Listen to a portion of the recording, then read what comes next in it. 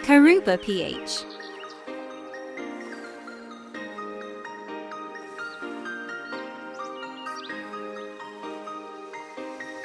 Hi guys! Hello and welcome back sa ating YouTube channel. Ayan, this is me, Repot. Ayan, si Corey.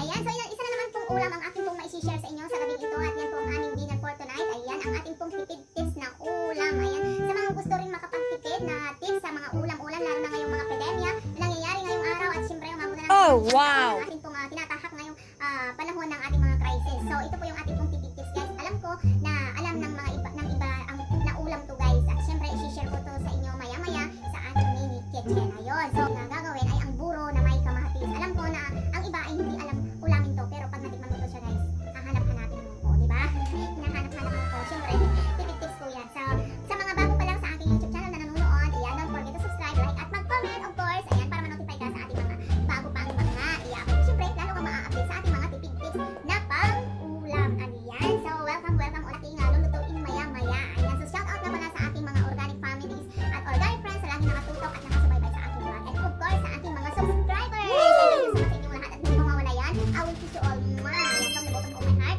Ayan, I love you all. Guys, so siyempre, gabi na tayo na magluluto at baka gutom na ang aking tendera na sa aking junakis. At sa aking kusina na to. Of course, para din may share po ako sa inyo. Ayun, so tara na guys. Ang kailangan po natin siya guys, isang pack na buro. Ayun, kung nakikita nyo, itong isang pack na buro na tilapia. At ang ating pong seasoning, ayan, ang ating pong seasoning guys, ang ating pong luya, at ang ating pong kamatis. Ayan, itong ingredients lang po to siya guys, ang ating kailangan at of course, ang ating pong mantika. Ayan, so, kaano ng ating pong mantika guys, ayan, medyo mainit na po siya guys.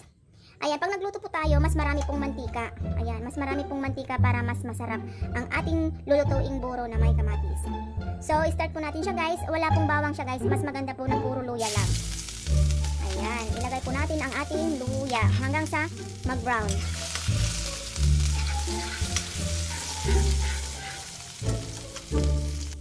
So, kapag nag-brown na po ang ating pong luya, isunod po natin ang ating pong kamatis. Ayan. Mas marami pong mantika guys ang ating pong ilalagay. Tapos lagyan mo natin siya ng seasoning. Ayan, seasoning. Lagyan ng natin siya ng seasoning. Para ano. Kasi ang buro guys, mayroon na po siyang asin. Ayan. Kapag lalagyan po natin siya ng asin, mas lalo na pong maalat. So kapag yung kamatis is isang kutsara po natin. Ayan, haluin lang. Ayan, mas marami pong luya mga karuba para ano, para mas ano siya, yung ating pong buro is matanggalan po siya ng amoy. So ito pong ating buro guys, isang sukat lang po to siya guys. At murang-mura. Yan, binili ko lang siya ng 20 pesos. O, di ba? Tapos yung kamatis is 15 pesos. Yan, so 35, di ba?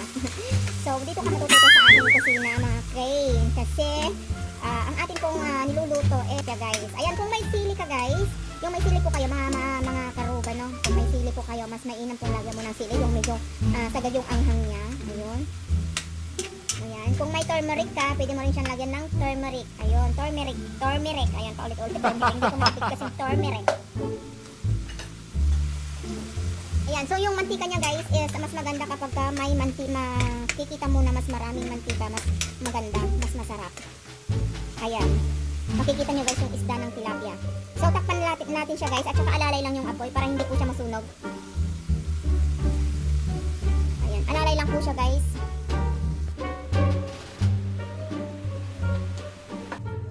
So kumukulo na siya guys. Ayan.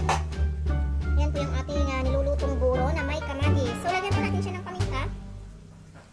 Ayan. Pampalasa din itong paminta guys.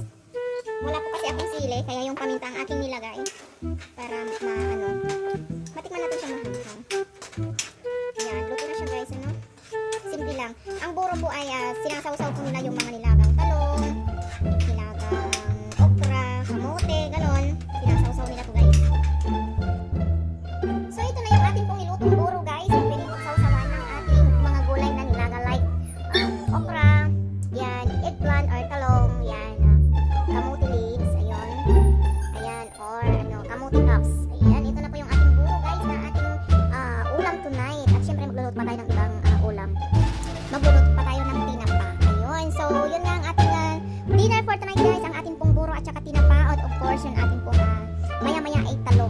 po natin dito